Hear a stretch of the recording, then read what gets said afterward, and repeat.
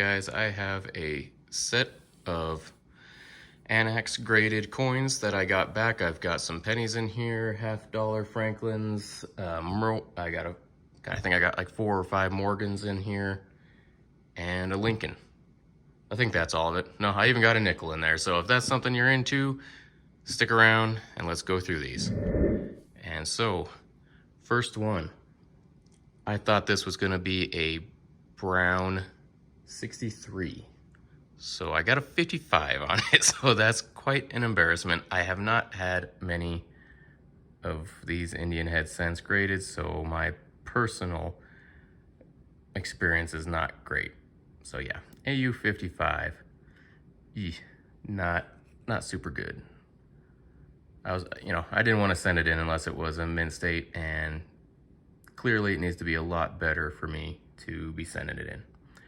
Again, with these ones, I'm not 100% sure of the pricing, didn't look into it before I made the video, so I will just pop it up on the bottom right.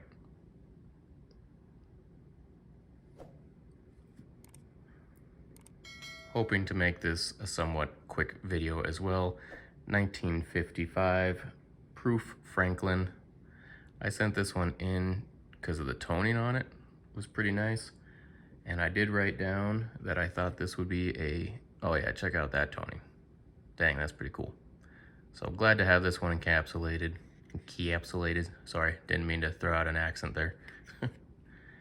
Proof, 65. I thought it would be a 64, so that's good. Got it one higher than what I was expecting. Pretty happy with that one. And I didn't get any photography on these.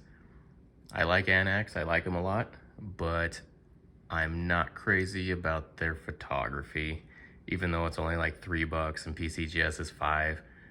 But it's just, I gotta say, pcgs definitely beats them on the photography.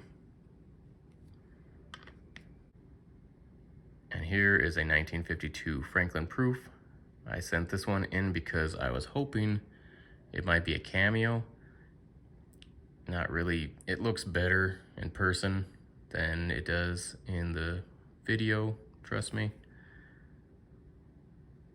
The toning, I didn't remove the toning. I didn't do any restoration before I sent it in because I thought the toning was not necessarily cool, but not bad. It's kind of a rainbowy look to it in person.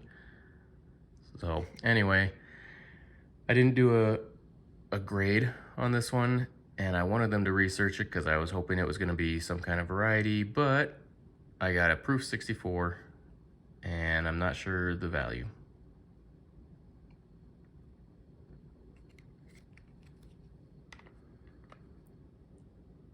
Next one here came out of another 52 proof set. I sent this one in because I was wondering. Well, actually I sent it in because I just thought it was in really good shape. I didn't put down a grade for it. I just thought, dang, that's a pretty nice looking coin. Probably was hoping for some kind of a cameo on it. Well, you saw it there anyway. So it's proof 67. So I was right on, well, as far as I thought it was a good grade. So 67 is pretty good. I mean, I'm pretty happy with that. All right, if you like Morgans, first Morgan here, 1888. And I wanted them to research it just because I thought it was a nice coin. And quality-wise, again, on a lot of these, well, on some of these I did guess a grade, so I'll get into that, but on this one I did not. So I just wanted them to, I just thought it was nice and I sent it in for them. Came back a 62 and a double die obverse hot 50. So I probably was thinking it was something like that if I paid for the research. I just didn't write down what it was. I usually pay for the research if it's a hot 50, top 100, blah, blah, blah, all those. So 62, I gotta say, that looks pretty nice. I mean, for a 62, kind of feel like they've been lowballing me on my Morgans lately, to be totally honest with you. But my main reason for sending them in is honestly, it's a verification for me. Double diovers, hot 50. So my plan with the ones that get good grades, and I am correct as far as the variety, top varieties, they will probably go to pcgs in the case, and I will do crossover with them, and I'll tell them if it doesn't meet the grade or the variety, not to re-encapsulate them. It's basically just a way for me to kind of have some kind of backing to what I think they are, because I had a lot of bad experiences with pcgs. You can watch that video right there, and several of the coins that I complain about in that video, they agreed to. The thing is, I don't know about all of them. Maybe I should make a video about that, just send them all over to to ANACS and see what I get. See if I'm confirmed. I mean, some of them I did back down from, but there were a lot that they just wouldn't take that I do believe are what I thought they were, and I think they ended up taking like 7 back, and of the 7 they took back, 5 of them were what I thought they were. So yeah, long story. I'll make a whole nother video about it one of these days. But yep, MS62, double diovers, hot 50. Another Morgan for you. Nice 1902 Morgan. A little bit of toning up there on the top right above the states, and the bottom left under 1. Decent looking coin. I did not guess a grade on it. Sorry, I'm looking over at my paper here. I thought it had a cud rim though, and you can see up there on the top right, I think is what was that what I was looking at? To be totally honest, I don't remember. I've got too many of these. I just wrote research cud rim, and I'm not seeing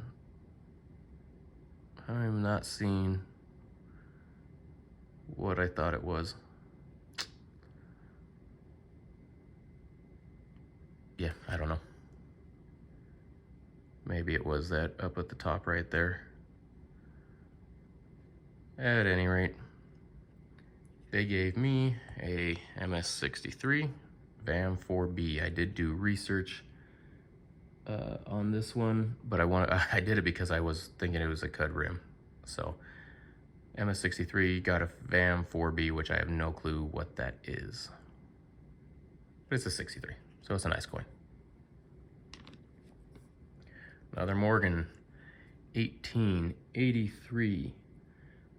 Okay, so this one, I did do a grade myself on it, and I thought it would be a 62, and I wanted them to research it, and I cleaned this with MS70 before I sent it in.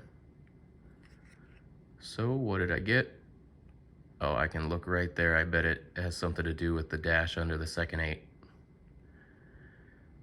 VAM 5A. I will research it and write it down on the bottom what that's supposed to be, but I bet it's that dash under the 8. MS63, I thought it would be a 62, so I did one better. Apparently my grading is getting a little bit closer. Maybe I'm getting more critical of things.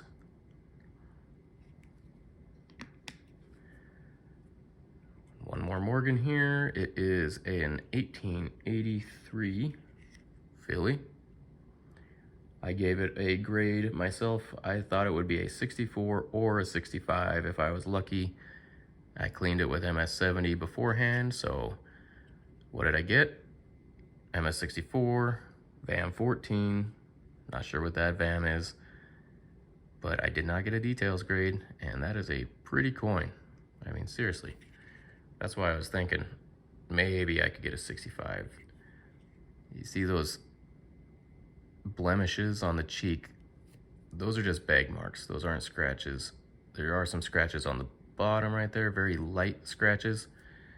I know for a 66 it's got to be pretty much flawless, but I mean, look at the fields and everything on this. I wasn't looking for a 66, but I thought I could. You can see right there's just dirt on the thing. I was hoping, crossing my fingers for a 65. They're hard to get, but it is a beautiful coin. 64 makes me happy. And one more Morgan, just the end of the Morgans. 1887 Philly. I did not give this a grade personally, but I did clean it with MS70. So if I don't get a details grade, that's great. Apparently the MS70 did not clean it completely. You can see the little black marks on the M, the wing, down there in the chest feathers. However, I got a MS62 on it, VAM31, die 2, whatever that is. And yeah, that is what it is. Plain and simple. Last coin is a Lincoln cent. I sent, no pun intended, sent this in because I thought the toning on it was freaking awesome. And it's a 43. When I first found it, I got pretty excited because I've never seen a steel cent with toning like that, so I thought, holy crap, is that a bronze one? But it was not. I weighed it and all that, and definitely it was magnetic. So I thought, well, it's still pretty cool, and ANACS is not that expensive, so I thought I'm just gonna get it encapsulated. Thought it was a decent grade. Came back AU55, details artificially toned. Not my toning, but I also cleaned it with MS70. But as you can see, it's not a details cleaned, it's a details artificially toned. So yeah, I don't know. Don't know what they did to do that to it. Hoped it would be better than an AU55 as well, but is what it is. All right, guys, thanks for watching. Catch you on the next one.